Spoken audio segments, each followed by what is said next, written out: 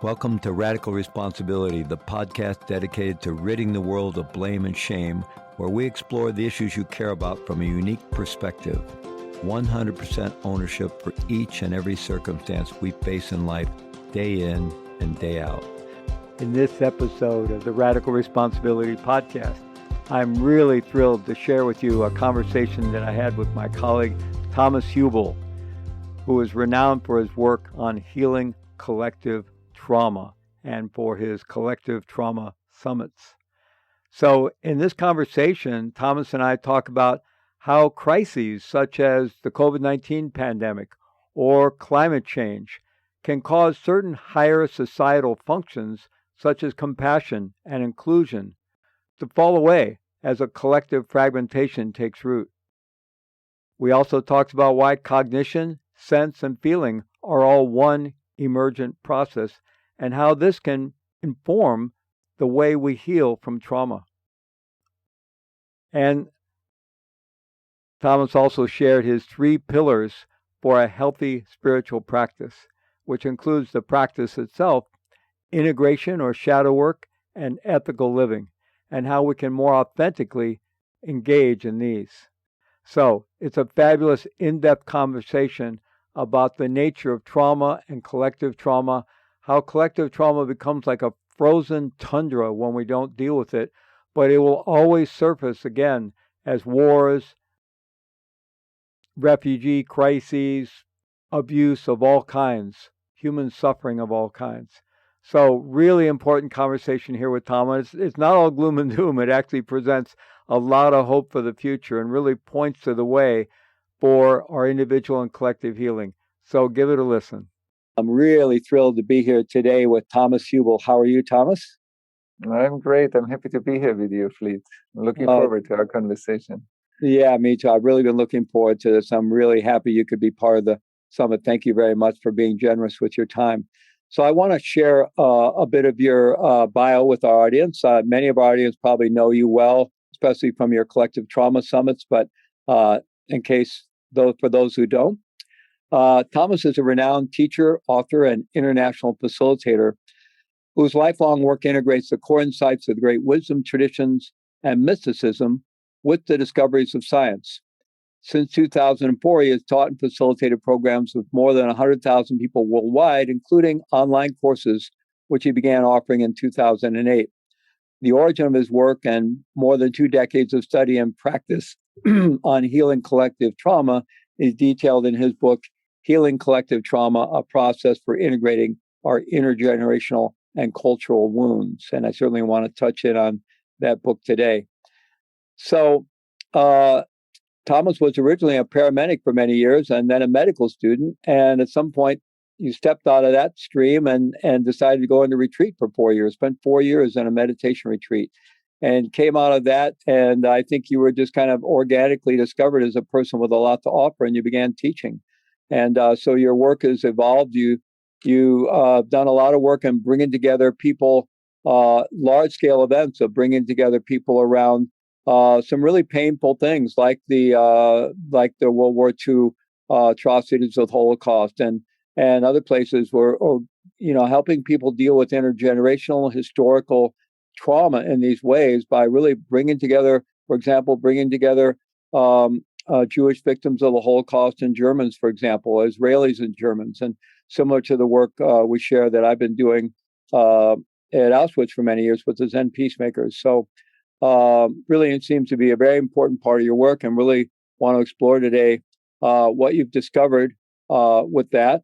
Also, just want to call out your organization, the Academy of Inner Science. You founded in 2008, and that you're now offering master's and doctoral studies programs in the inner sciences, accredited by various universities in Europe. And Thomas lives in Tel Aviv, Israel, and Germany with his wife, the Israeli artist Yehudi, if I'm pronouncing that right, and your daughter. Mm-hmm. Great. That's right. Okay. All right. So, this has been quite a year, or the past 12, 14 months or so, that we've all over the world been through this incredible experience together of the pandemic, which is still ongoing in many parts of the world, and in very severe ways. And it's just been an incredibly tumultuous time politically here in my own country, with our reckoning with the vestiges of slavery, Jim Crow, and racism, and lots of different forms of economic inequalities and social inequalities. But these things are happening around the world as well, and seemingly increasing political instability around the world. And then in the background, or maybe even the foreground of that, we have the climate emergency and all the potential disruptions that could be coming our way with that. So it just seems like an incredibly daunting time. And but in particular, with all the lockdowns and everything over this past 12 to 14 months, I'm curious what this time's been like for you and your family and your community. Yeah, there's many layers. On the one hand, for me personally, it meant like a very strong change. Like from, I had a whole year planned of in-person events and like, of course, online classes, but there were many in-person retreats. And so we needed to change within a short time a lot of in-person retreats into online versions. And we have a fantastic team. Like our team really was working day and night to create that change, and it worked really well. And we had a lot of, as you said, since 2008 or 2000, something like that, we did online classes. And so we had the know-how, but it's work to create a whole different environment for groups that were planned differently. So that was one thing. The other thing is that we also supported people whose relatives or who by themselves got COVID. And so in the community there, we saw lots of dynamics, like interesting dynamics, where we could see like the prior fragmentation and the trauma that got hit by a new stress factor like COVID, and how we see the fragmentations come up personally, like collectively. And I thought it was fascinating, but it was also like a big signpost how important is the collective trauma work. And pretty soon after the pandemic started, like many of our facilitators decided, like, follow the call to create in a way a non-profit, because we are also running this non-profit, the Pocket Project, and my wife and I, and Kosha Schubert, the CEO. And we transformed the like some of our online activities into groups and support systems for people that have been strongly affected by COVID, by the isolation, by the lockdowns, economically, health-wise, healthcare workers. And within a short time, we managed to pull off a really lovely, like many groups in different languages that supported people. So that was our nonprofit contribution. For me, it's an interesting time, because I think it confirms very much what I wrote also in the book about how much we are impacted by collective trauma. Like, it's thousands of years of accumulated trauma that it becomes more visible when we have higher systemic stress. And I think that's also part of our conversation today, how to use the resilience that is already here, and how to turn trauma into post-traumatic learning or growth in order to induce even more resilience to meet future challenges. So that's a bit, I mean, I could go on for much longer, but that's basically a shortcut, a short overview. How about for you? I mean, have you mostly been in one place for the last year or so in Israel? Have you traveled at all? No, it's crazy, because before I traveled every month, 2 weeks, and I've been here ever since. Like last March, I came back on the first day that you needed to go to be quarantined. So I was 14 days in quarantine when I came back from New York, and then I didn't take a plane. So I was here now. I think it didn't happen 25 years that I was in the same place. for such a long time. I think we have a lot of commonality of experiences. I was a complete road warrior before this, and I've been home now for over a year, haven't moved, and it's been kind of like a retreat of sorts and a time to really deepen my relationship with my wife. And there's something about being grounded in one. I like travel, but there's something about being in one place and feeling a bit more grounded that seems to have something to do with resilience as well. Yeah, I loved it too. I love this time of just being in one place. It's great. It's like I love travel, but I love that too. It's fantastic. Yeah. Well, there seems to be a lot of, obviously, the constructs of resilience and trauma are very related, very interrelated.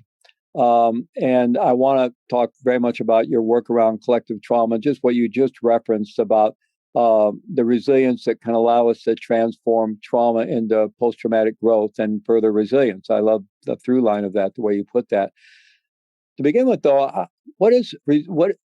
how would you define resilience? What is resilience for you, whether at an individual level, relational, collective? I mean, what does the term mean for you? I'm even curious with your German background or sometimes when you look at terms like that in different languages, you get different nuances of meaning. I'm not even sure if there's a direct translation for resilience in German, or I don't know if you've learned much Hebrew. I assume your wife is Israeli, I think. If there's a Hebrew word for resilience. Anyway, just explain what do we mean by resilience a little bit before we go further. Yeah. Let's say I often define resilience, like there are multiple levels maybe, but one level of resilience is the capacity to stay related to challenges. And the capacity to stay related to challenges is composed out of three factors in my understanding. One is what I would see in the base of human development and society's development is space. And I will say in a moment more about it. Then there is structure, and then there is energy or data flow, or life is movement. So there is like energy is the movement of information or life. And so when we look at in my mature self, in all the parts of me that are synchronized with my age, I have a certain capacity to meet the challenges of my life. When my life meets me in a place that is not integrated or hurt or traumatized, I regress back into a prior function that at that age, I'm not able to deal with that challenge. And I believe we can see this also, for example, with combat soldiers. There are some combat soldiers that go into combat they need to go there in a war situation. So depending on their inner state of integration, prior integration, the follow-up traumatization either hits an prior unintegrated part, and that makes the system fragment, and it looks like that person has a lower resilience than a person that has a much deeper base inside in the original development. So when we look at collective trauma, we're always looking at the individuation and maturation of individuals within a collective environment of a certain collective maturation or integration. And I think it's always an interplay. I often say that trauma is, in my understanding, a system that consists out of individual traumatization, ancestral traumatization very often, and cultural traumatization. So that's an interdependent whole. Not I have my individual trauma and my grandfather was also traumatized, as if there were two. That's one system. And when we look at resilience, I think my current state of development and the parts of me that I feel, that I experience consciously, that I feel grounded in, that I feel related to, and through my inner integration, I can relate to you, I can relate to a challenge, I can relate to a business challenge or to, a life challenge that I have. It induces a dynamic relation to a challenging situation. And I believe that's not only my personal development as Thomas, that's also hundreds of thousands of years of humanity's evolution and humanity's, or our ancestors' healing and integration and post-traumatic growth sits in us, for example, a self-healing mechanism. The fact that my body heals needed millions of years of healing to produce the healing that's happening in my body today. So it's an accumulation. It's not, oh, I did that. My nervous system has functions that accumulated themselves over hundreds of thousands of years. So resilience is the learning of all the prior ancestry until today, like all the prior lifetimes that have been lived until we have this conversation today. And of course, my personal development within it. And the pre-traumatization induces, it's kind of a fragmenting force.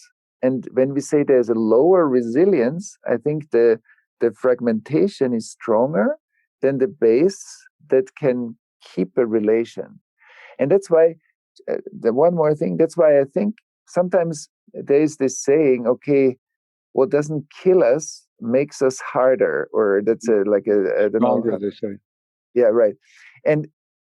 But when we are harder, we are not necessarily more resilient. So when we are more protected, at first it looks like as if I'm getting through life, through harder challenges better.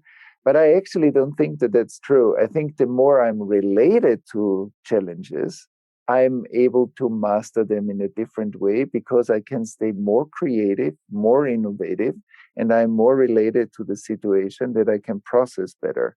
I think to discern what it means to be harder and more tight versus stronger and more grounded to meet. Mm-hmm. Yeah, I think that's a really important distinction, because we could, in relation, to just kind of get defended and get tough, and but that has a certain brittleness to it, and the idea that what doesn't kill us makes us stronger in a deeper way is that we become more resilient, I think, right? And that sometimes there's even people use the phrase like weatherproofing, like getting through some really tough tragedies in our life or tough situations in our life. If we go through them in a transformative way, can actually kind of weatherproof us for future challenges. I really like the way you defined it as a capacity to stay with or to be with the challenges of our life. And I think I often talk about it in similar ways. I talk about being in responsive mode with the challenges of our life. And, because of our biological imperative for survival, it's very easy for us to get triggered into fear and survival-based reactivity, fight, flight, or freeze. And so what is it that makes us maybe less triggerable or able to handle more of life's challenges in what I often call a relational responsive mode rather than a fear and survival mode? So you mentioned a base. I'm wondering if we could talk a little bit about that base, and can we talk about resilience as a state, like that we can learn to access? Like maybe I just take a deep breath and I'm in a state of resilience, or is there a trait that we can actually train ourselves up to increase our default level of resilience, right? So that it's going to take tougher challenges to throw us back into that unresourced place. Exactly. It takes the amount of traumatizing energy that we can absorb and stay still related is higher when we upgrade resilience. And how we upgrade resilience is that in the entire evolution of our brain, basically, between different parts and more ancient parts of our brain, we create, through awareness-based techniques, we create an entire flow or coherence level that helps us in a way to infuse awareness even into the most primal response or reaction patterns that are deeply wired in our nervous system. So if, there are ancient functions in our nervous system that we practiced millions of years, and then there are some that we practiced hundreds of years, of course, the ones that are millions of years old will be more stable, and we default back to those. And that's very important, because when we think about, for example, a climate crisis or a COVID crisis, but let's say the degree of crisis goes up, then certain higher functions like compassion, inclusivity, and that I can include you and feel you while I talk to you, those functions disintegrate easier in crisis situations and drop back into former functions.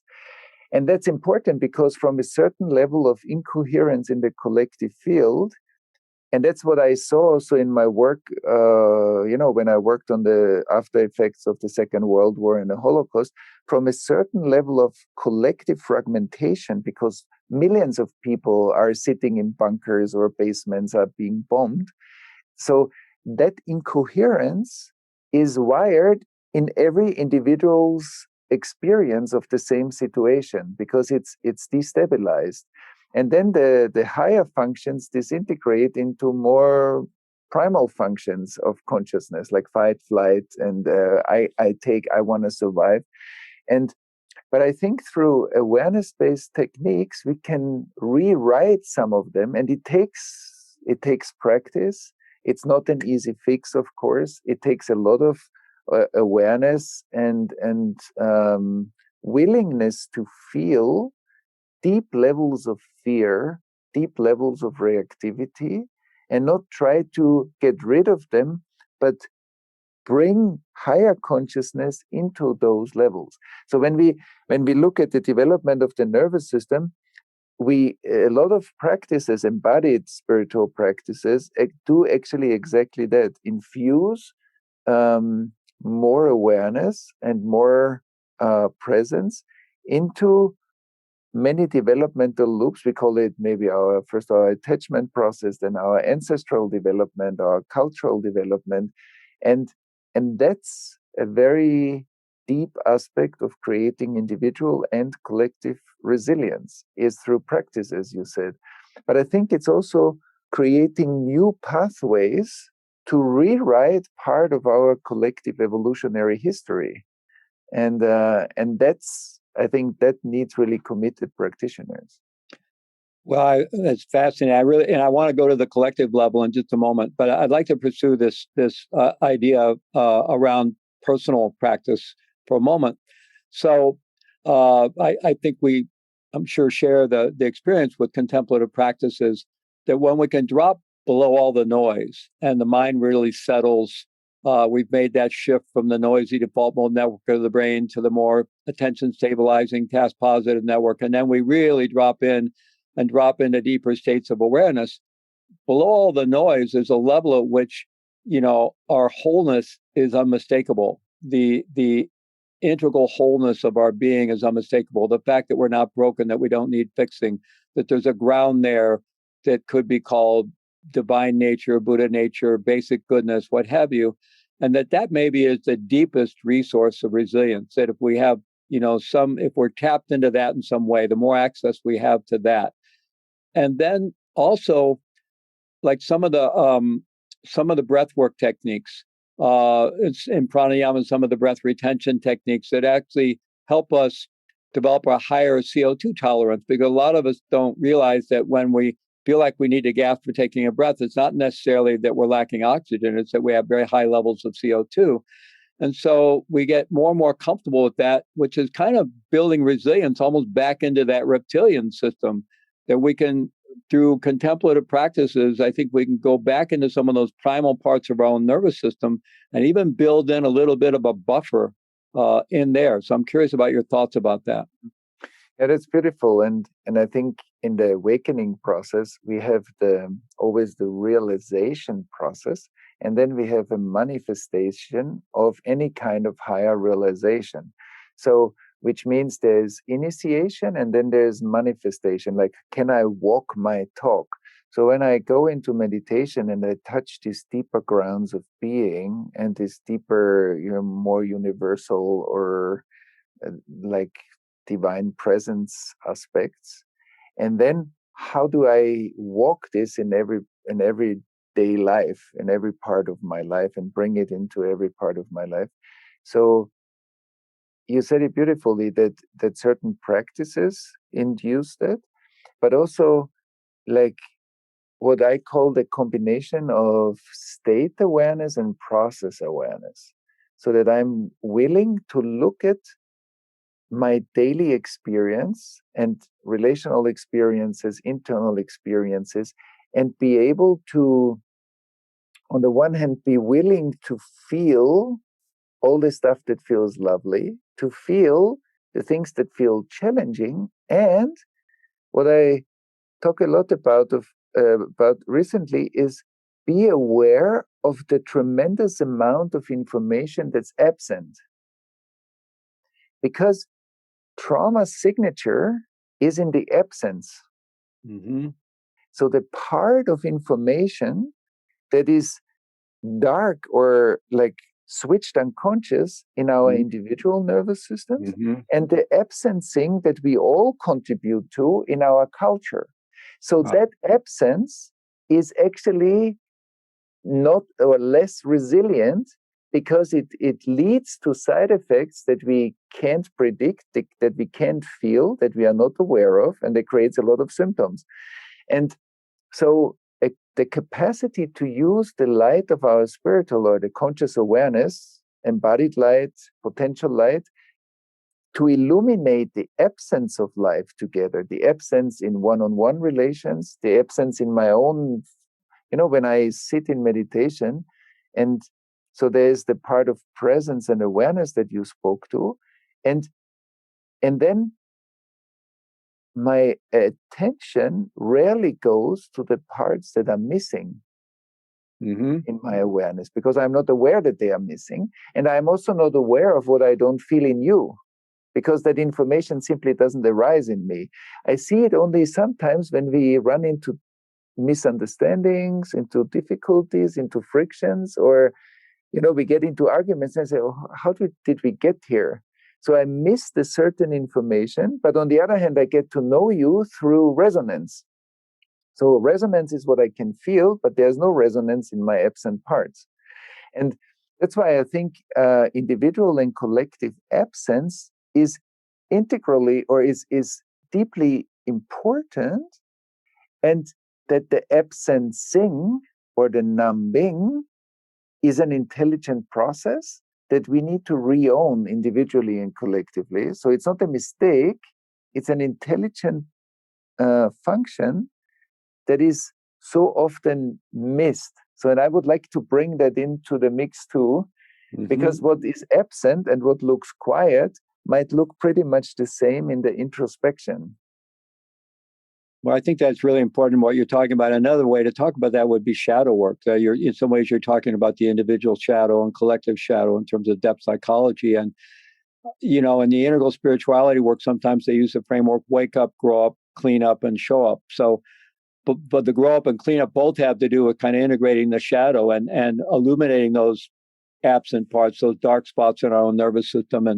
And I think we're right at that intersection here of individual work and collective work, because we can only go so far with our individual work, and then we need that exchange with others and with the collective to further illuminate parts of ourselves that we're just simply blind to.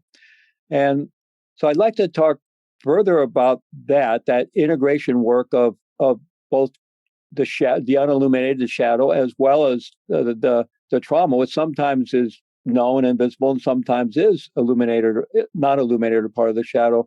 And also, as well, with that deep inner work, the personal work, especially if we do it in a very embodied way, we start to get in touch with not only when we drop into those very deep states of being, which we can experience without necessarily having illuminated all our own shadow work, but we also touch into a kind of internal coherence, a flow. You used around resilience, you talked about underlying structure, including space, structure, and data flow or energy. And Dan Siegel often describes mind or consciousness as a flow of information and energy. And there is a palpable flow that we can get more access to, such that it's kind of there in the background, and we can bring that into our work. And then the collective, as we begin to work with others, we could see it in terms of both of co-creating healing, co-illuminating shadow for ourselves and collectively, and then co-creating that kind of flow, because that flow in itself seems to have the potential for both healing trauma and having us be more resilient, having a deeper base of resilience. Yeah, but when I look at this, it's beautiful what you said is like that the flow states, these are the resource parts of myself, of our society. That's where we feel life. And that's where we are making sense, which means cognition or thinking and sensing and feeling are one emergent process. So then it makes sense because I can feel it and I can think it. And so one side effect in our society of a fragmented world is that thinking and feeling or sensing are often separate or split or numb. So then I'm thinking about and then I'm interpreting. But actually, cognition and sensing are one emergent process in our integrated state. So then I think exactly what's needed that fits to the current moment. And when we, for example, look at trauma healing, then I believe one part of trauma healing is first to be informed that there is something like that, then to go through some kind of healing process. And healing means integrating past information into now, which means post-traumatic learning or post-traumatic growth. But then I think that there is another layer that I have seen also in the collective trauma processes, is that after integrating a certain amount of trauma, we end up in the ethical restoration process of the cause that led to the traumatization in the first place. And the ethical restoration is what I would say turning on the light in that room of our house. You know, whatever led to a child abuse, whatever led to kind of a violent or criminal act, whatever led to racist behavior, we need to integrate the trauma, but we also need to get to the ethical restoration, and only then we illuminate life, we bring it back into its restored state. And the restored state is not two, because trauma creates two. There's hyperactivation and there is numbness and there's a fragmentation in between. Often sensational media plays on the hyperactivation or on the numbness and doesn't inform. It stays kind of in a superficial level. Trauma-sensitive media is information that goes deeper into the body of the society, that really informs us. And so the restoration of trauma and the restoration of the ethics that led to the traumatization create the unification of life. And that's what you said, is then we experience that life is actually that beautiful flow of light and information in a field of high coherence. And whenever we feel that, we call it also sacred, because healing brings us back to a kind of a more unified state with life itself. So we don't feel separate anymore. And I think that's that kind of energy circulation is also part of a field of unification or interconnectedness and interdependence. Yeah. Well, I think that's so important. The fourth stage that you talked about, you called it ethical regeneration, was it? Restoration. Yeah. Restoration, ethical restoration. That's just so, I think it's a part we can really value healing and value transformation and spiritual evolution. But if we aren't, embracing the ethical considerations around what caused those traumas in the first place, right? And really, ultimately, our resilience, our societal resilience, is really going to depend on embracing a new ethical context where we're really trying to prevent that kind of traumatization and rise above the shadow aspects and the constructs that creates that kind of traumatization. I just think that's so important to bring that forward. So I'd like maybe if you could share a little bit of your actual work that you've done with Germans and Israelis, for example, or the ongoing work you're doing through the Pocket Project. It would seem that because you're dealing with individual trauma, you're dealing with intergenerational trauma, you're dealing with historical trauma. And in some ways, I hadn't really thought about it this much. in this way yet, but when we talk about resilience, we could talk about individual resilience, we could talk about intergenerational resilience, we could talk about historical resilience, we could talk about them much in the same way. And so I'm wondering if you could talk about what you're learning about that in terms of working with people, across these victim perpetrator lines and different things like that, especially because I do a lot of similar work, and you're kind of at that edge of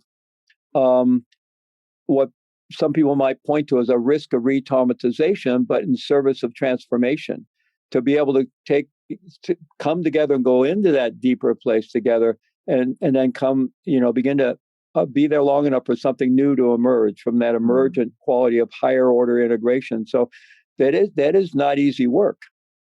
Definitely. And there are strong forces in the collective unconscious. I love one thing you said: individual resilience, ancestral resilience, cultural resilience. Because there's a beautiful way to look at ancestors. It looks like ancestors are in the past, but in my understanding, ancestors are, when integrated, structures of consciousness that channel energy in us.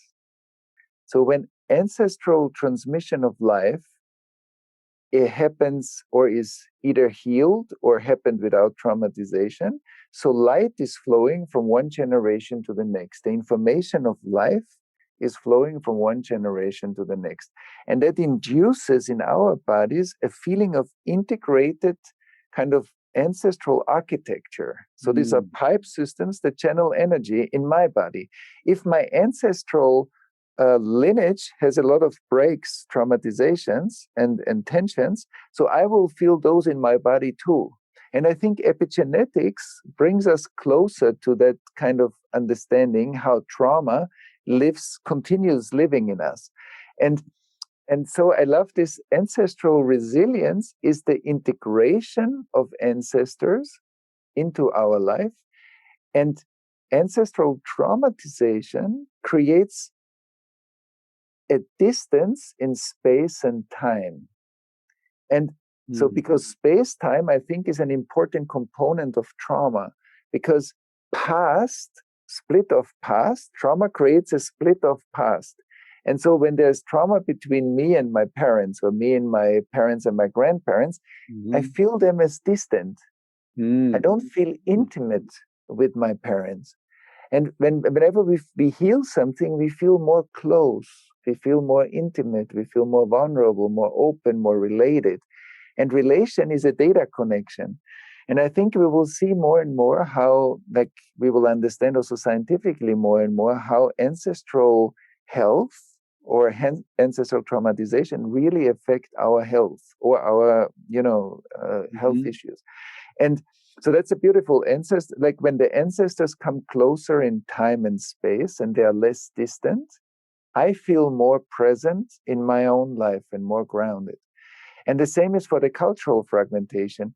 And I have seen, because you asked us about the work that we did, because it's exactly how you said, we have to volunteer as groups of people to at least do our cleaning up of the collective living room. Like a trauma like the Holocaust left a lot of unintegrated information in the culture. If I turn away from it, I become an unconscious perpetuation of that catastrophe. If I turn appropriately towards it, every one of us does his or her portion. Nobody can do everything, but everybody does something. So if everybody picks up a part of the energy that we left, that we didn't clean up, we are cleaning up the collective living room together. And I believe the amount of pollution that we see at the moment in the physical world, on the planet, is a kind of a physical reminder that the same is true in our unseen collective past. There's a lot of information that's not being integrated. So what we are doing is and that kind of togetherness, like together we are addressing the collective shadow, and I'm sure you experience this as well, needs a lot of relational preparation, like in smaller groups, in the bigger group, we did this with 1,000 people. Like it needs a lot of coherence, and we had also many facilitators present. So it needs a lot of relational support systems to create a safe space. It needs safety, it needs relation, and it needs group coherence. And then from a certain level, we were able to touch the collective denial and then a kind of a collective digestion of past material. And then the amazing experience is that from a certain level of that depth, there's a tremendous presence that arises. And when people speak within that space, it's not anymore the way we speak in daily life or we blame each other. It goes to a different level of nakedness. And that voicing, every person that voices something, voices an aspect of the process, but within a very strong collective presence. And I believe we are at the edge, and I would love to hear your take, your experience. Like we're at the edge to transition into a new phase of collective healing, maybe also induced through the technology that we are using right now, that we are able to create new fields of resonance or coherence, amongst many people, and kind of an intimacy, physical, offline, and online, that allows us more collective healing spaces where the individual and the collective, become one healing system. And that's what I'm very interested in, this individual collective healing system. Yeah, fascinating. Well, in terms of kind of what we're doing, during the pandemic, all the work we're doing online and maybe the hybrid kind of things that are going to come out of this could be a whole nother discussion. I just want to go back a moment to what you were describing, because it resonated so much with me. In the work we do with the Zen Peacemaker Bearing Witness retreats at Auschwitz every year, last more than 20 years now, and we've done retreats in Rwanda with Tutsi and Hutu genocide survivors and perpetrators, and in those retreats, we do a lot to create the same thing you were discussing. We have small groups and really well-trained facilitators, and we do a lot of things to create a container and create a certain level of safety. And then especially when we go into large group processes, sometimes, very, very large group processes, at a certain point in the retreat, a certain level of fragmentation and dysregulation will almost always arise. And at first, some people are really unhappy about that because they felt like they were all like in this coherence, right? And then suddenly there's this. And I know Bernie Glassman, who founded that retreat, the Zen teacher Bernie Glassman, social activist, was always happy when he saw that, right? Okay, now we're going to do the work, right? And it reminds me also of Scott Peck's model. I don't know if you're familiar with his community building process, where you go from something he called pseudo community into allowing chaos and conflict to arise. And of course, you have to have a safe container for that. And then there's an emptying process, which he says the third stage. And then finally, genuine community can emerge, something like what you were just describing, that emergent quality of presence and co-created integrative kind of presence can arise. And I just find the possibilities of that work so powerful. But it does seem like we have to really do the work to create safe spaces to work at that depth, because at the service and so much of what's happening societally and in the media and on social media and with the strong influences we're all dealing with is all happening at a level way above that, where you don't have the safety or the coherence, and you just get all this fragmentation constantly. Exactly. It's so beautifully said. And really, I think I want to underline what you said now. We have to create these safe spaces, because that's the only way that we can that our nervous systems will want to detox the past or information that's stored, or the fragmentation. And that's very important. And also, as you said, that if through sensational media, we constantly trigger that hyperactivated nervous system in the collective, in many of us. So we just strengthen fear, we just strengthen stress, and we don't lead to a deeper information. and that information needs a mix between being informed but also being safe to absorb that information and learn something and care or be part of as a citizen. I want to be part of, but if I'm constantly in a state of stress and fear, I'm not going to be part of, really. And so learning like that, we learn together collectively how to create those safer spaces and what's needed, and how important is the function I feel you feeling me. I feel how you feel me. When we talk to each other, when we talk to our children, when we talk to people, that we feel how other people feel us is part of that relational resonance field. And I think so there is individual mindfulness practice, but then there is relational mindfulness practice. And I think the more of us can practice, at least in more and more moments of our relational lives, I feel you feeling me, that neuroception creates, like when I feel you, when you feel me, we feel safer with each other. Mm-hmm. And we can relax deeper because we feel felt. And many of us know maybe through our development how it feels when we don't feel felt. And when in unfelt moments, trauma happens. And so I feel you feeling me is a great practice, as often as I can remember it, that I'm not just in the same room with you, but I feel you when I talk to you, and I feel how you feel me. And then that becomes the data connection of the information that we exchange. And I think that's a great relational mindfulness practice that has a lot of impact in our lives. Yeah, absolutely. And how we can create more spaces for that to happen. I want to come back to just a point to reference something you said I thought was very powerful as well at the ancestral level of how we can integrate and bring those connections into the moment. And I'm thinking of ancestor worship in the Shinto tradition, which in modern times probably has been commodified in some ways, but traditionally I think was a way to really retain that connectivity. Or even I know when I travel in Europe, in fact, I'm usually over there in November in Poland, and on All Souls Day, all the families go out to their ancestral villages and visit the graves and place flowers on the graves en masse, like the whole country stops to do that. And these kind of ways of recognizing those connections. And then in contrast to that, what we're going through here in my own country, where the legacy of slavery and Jim Crow and mass incarceration is so present right now and creates so much disconnection.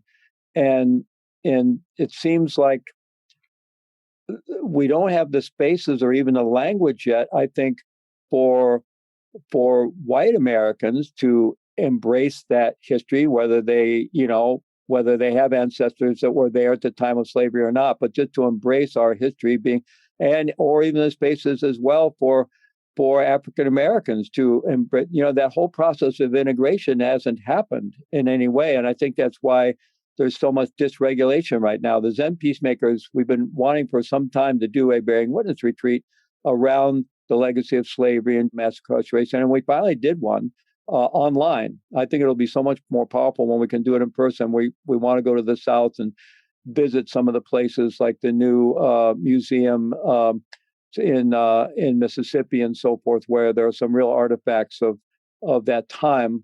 But we did do a 3-day retreat online, which was very powerful, bearing witness to this. And somehow we have to. I don't think we can escape doing this healing work and doing this reintegration work. And there's so much of our shared history that's still unintegrated, even just from the two world wars of the 20th century. And I don't think we've had a collective context for doing this work until in the last few decades, really. That's right. And I think you're absolutely right. I think it's the responsibility of citizenship that we more and more realize that everyone is responsible for the collective past that we have been born into. It's not, we can't say anymore that what happened and I don't want to look at it, because we know too much about the unconscious perpetuation of that destiny. Because unconscious energy is destiny, and it's bound to repeat itself. And we see it again and again. And I think for us as white people, we have to we have to go to a deep, like a voluntary deep exploration process, because when we are sitting in places of power, it's so easy to turn away. I mean, it gets harder and harder to turn away, but still a lot of the trauma has been perpetuated by turning away. And I think for enough awareness in the white population to want to do the trauma work that is hard, and then the relational, restoration work that is hard. It's a process that we need to sign up to and stay with.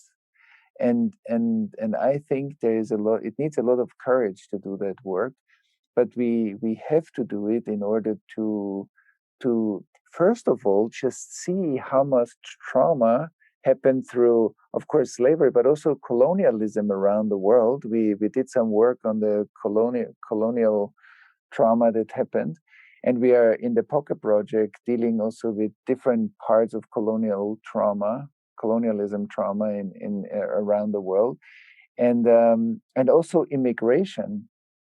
Immigration is often not seen like as a traumatic event, but often immigration has been induced through trauma, was traumatizing, and again induced trauma.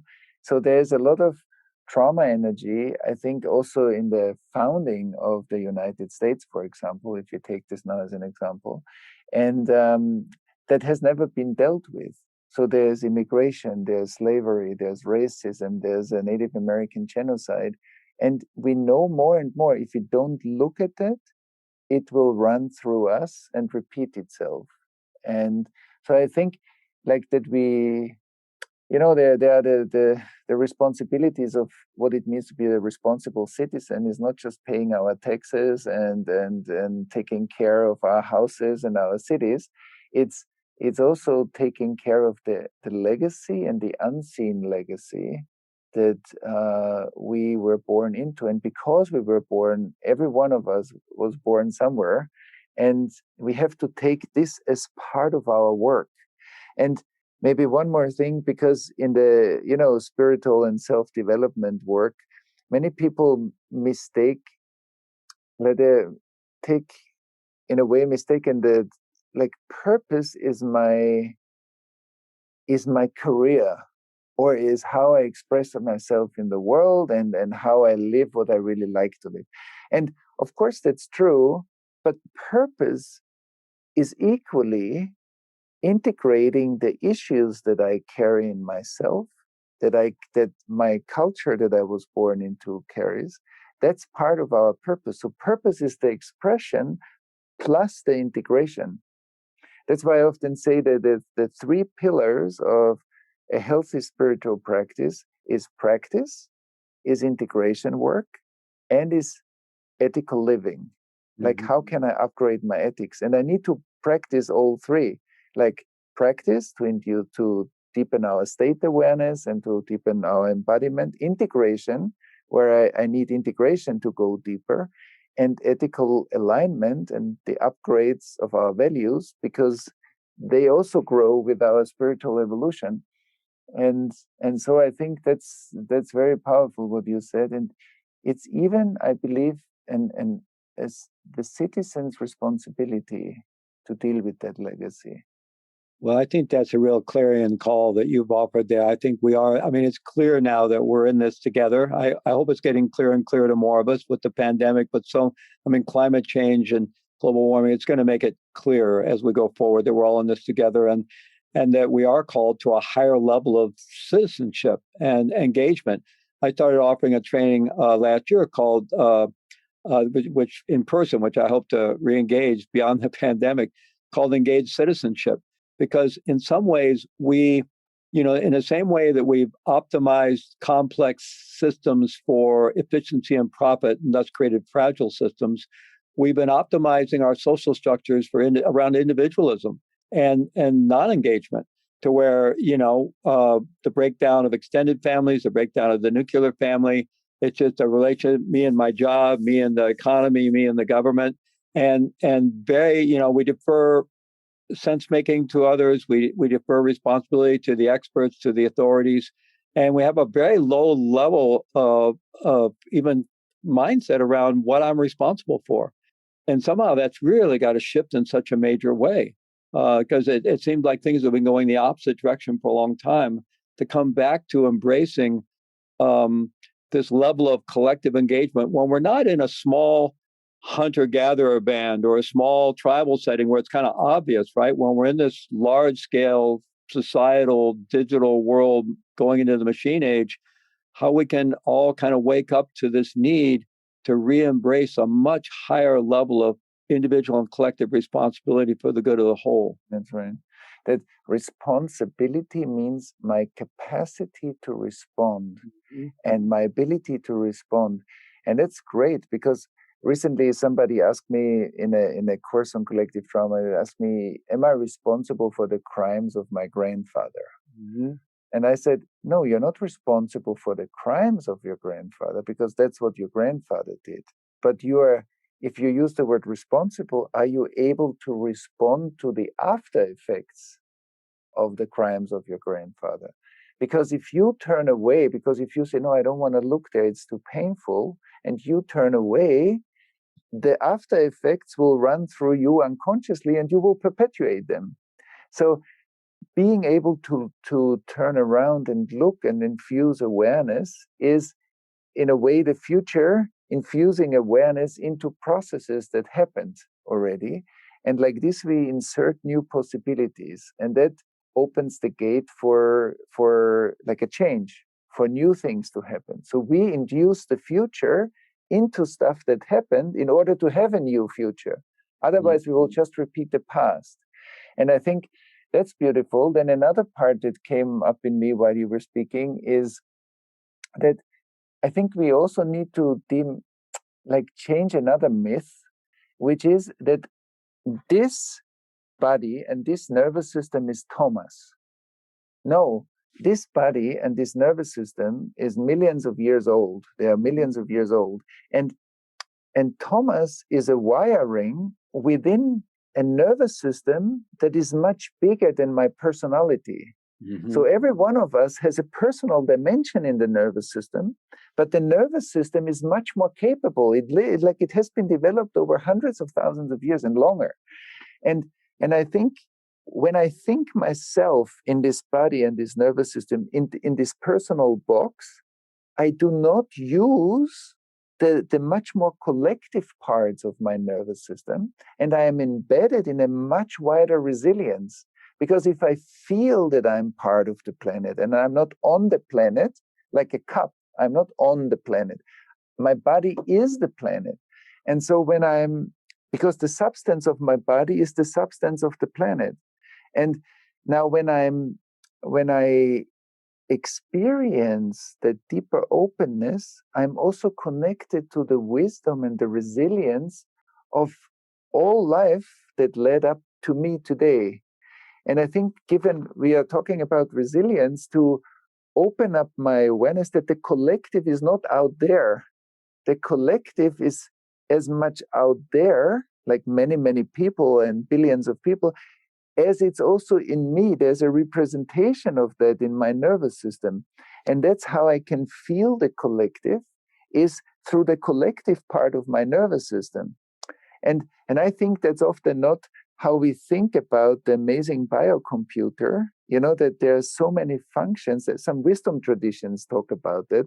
There's much more information available in us than we sometimes use. And I think hyper-individualism and the Western lifestyle brought a lot of, scientific and technological breakthroughs, which is fantastic, but it also overshadowed some of the indigenous and other wisdom traditions gems that have been buried a bit under this kind of light of science and technology. And I think it's a time for like a reintegration or like a synthesis of all those pearls as one human intelligence. Absolutely. One of our summit presenters, Gabriel Cram, his work focuses on connecting current neuroscientific information with ancestral wisdom. That's really what the meeting point of his work. And but there's so much in there in what you said. And fortunately, we know neuroscientifically that the work we do to become more embodied, to increase our level of interoceptive awareness, to tap into that internal coherence, so all that involves the same neural pathways that increase our capacity for connectedness with others, for creating connection and intimacy with others, for co-creating safety and connection with others. So the work is mutually reinforcing that we can do individually and community. It's just so. I find that very exciting. And an image that also came up while you were speaking, and then I'd like to invite you to lead a brief guided practice, if you would, for us. But one image that came up that I've always found helpful for me personally is that of Indra's net, that idea of the cosmology as a vast net with all the nodes on the net, that idea of Bohm's holographic universe, that all the nodes contain all the wisdom of the net. And a lot of times I think my job as a human being is to be a good node on that net. So I got to take good care of myself and do my own work, and then participate in a net where I'm hopefully adding more value than I'm receiving. But that my consciousness is not just my node consciousness. I also need a net consciousness, right? And the work is in the balance of those two. Beautiful. And it also means that the individual, the ancestral, and the collective are one system. And so like this, I know I need to do individual work. I can expand this into my ancestry and into the collective and beyond into the more universal aspects of life. And I maybe one more thing that we touched upon a little bit earlier is, and then we can go into the practice, is also, I think we need to explore global distance and global intimacy. Like, that is the world really as big and as far as it appears in our perception, or is part of the distance the absence of information that is not visible, that creates a sense of separation and distance? So that the absencing is the architecture of separation. And so that I often say, look, life, as you said before, pushed us to use Zoom. In the COVID time, we all started to use Zoom or any kind of video technology. And we needed to make that jump much faster than maybe we would have chosen otherwise. And now I'm saying, okay, what actually happens between us if we take Zoom out? Because it seems like through the video conferencing, we can feel each other, we are close to each other, but still, if I use my rational mind, you're sitting thousands of miles away. So how can I feel you so close when I feel you very close, but you're sitting far away? But if we took Zoom out, would we still be that close? So what's the function of consciousness, of intimacy? Is information omnipresent or everywhere? Or is information really far away? And I think that's an is thinking about collective trauma, like the traumatic or the trauma content, the suppressed trauma content creates a fog in consciousness that gives the subjective experience of distance. And then I can say, oh, the school shooting that happened there, or the racism event that happened, it's happening there. And I wonder about that, if it's really there, or if our indifference and numbness creates a sense of distance, and we would feel many things much more intimately or intimate within ourselves, not just out there, that things matter much more than at the moment in our anesthetized culture we feel. And I think that's an interesting exploration, global distance and global intimacy. It is very interesting. And I know we're both well aware of the stories of many great yogis and saints and avatar and shamanic people who've had these visionary experiences that cross time and space in that way. Some really incredible experiences. Or even ordinary people. I remember Elizabeth Kubler-Ross in her book on Death and Dying wrote about a woman who was just in who was dying and was in a state of such anger that she drove everybody away from her, and nobody wanted to go anywhere near her hospital room. And she was in such pain, it somehow catapulted her into this visionary experience where she suddenly had this experience of being a woman giving birth somewhere in Africa, and then a woman being violated somewhere, and then a woman somewhere. And she went this visionary experience of going back through time across many cultures, of literally being in the body of all these women across time and across the planet. And she came out of it in a state of kind of just shining radiance. And suddenly she was a magnet for everyone in the hospital. And she just very fortunately got catapulted into that experience by her pain. But it was that somehow energetically, human beings have demonstrated that ability to cross global time and global space. Mm. Yeah, beautiful, beautiful, Fleet. I think like we had a rich conversation, and maybe we can just let the information of the conversation, like with a few cycles of breathing, drop into our bodies, and like maybe a slowed down exhalation that helps me to kind of downregulate my nervous system into relaxation.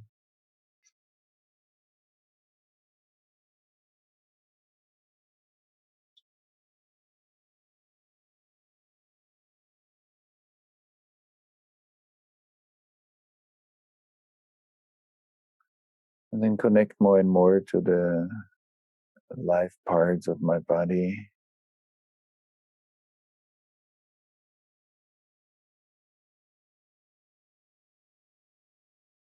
Present parts of my body. I feel streaming and pulsing and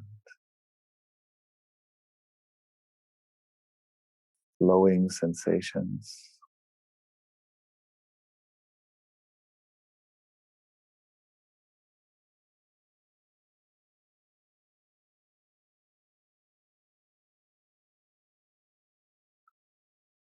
And as I connect to the flow and body presence and aliveness,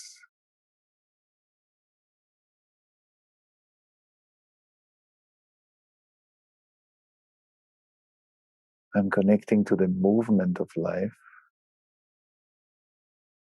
and the aliveness of life that wants to live in me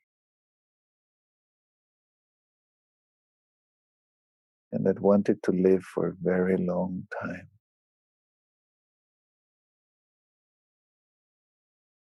Goes beyond my conception, my parents' life and my parents' conception, my grandparents' life and their conception, and beyond into all the lives where life wanted to live.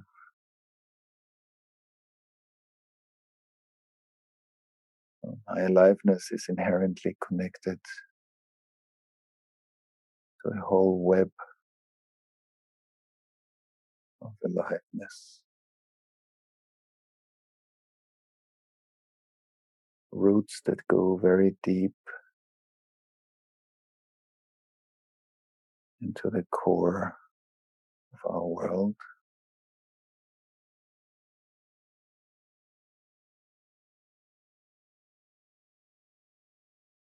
To the core of all our ancestors.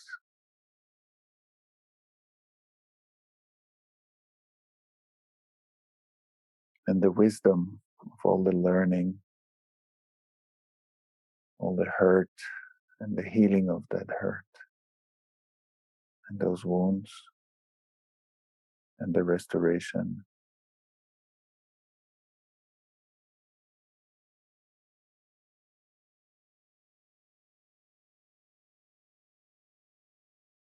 And all of that is available in every one of us as global resilience, global wisdom, embodied wisdom.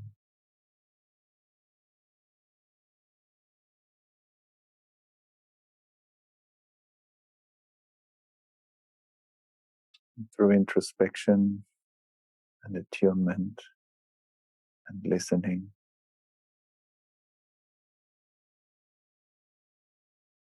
I and everybody have access to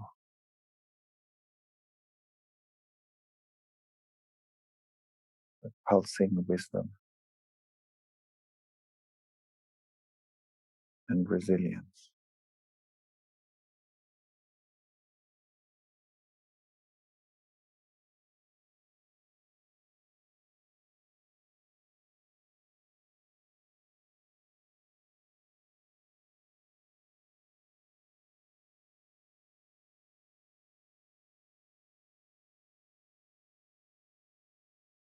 And He gives us the strength and the base, together with our innovation capacity, the power of our soul, and the potentiality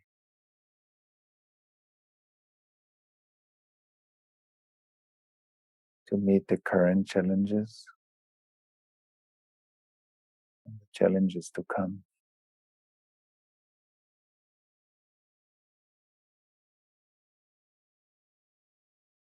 By staying related to one another and the challenges we face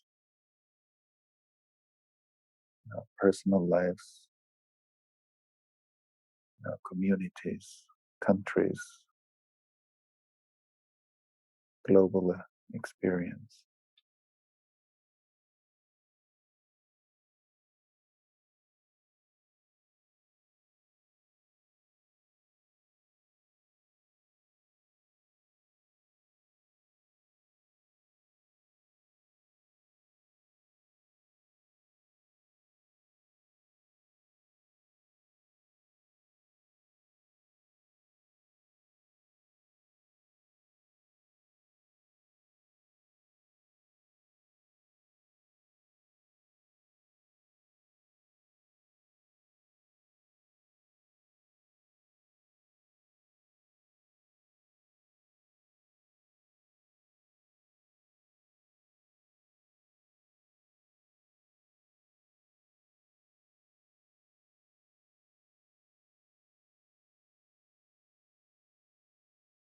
And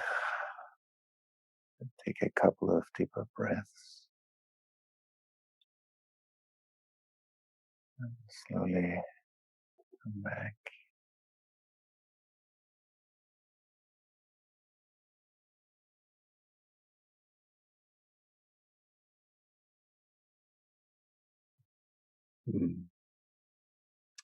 Yeah. Wow.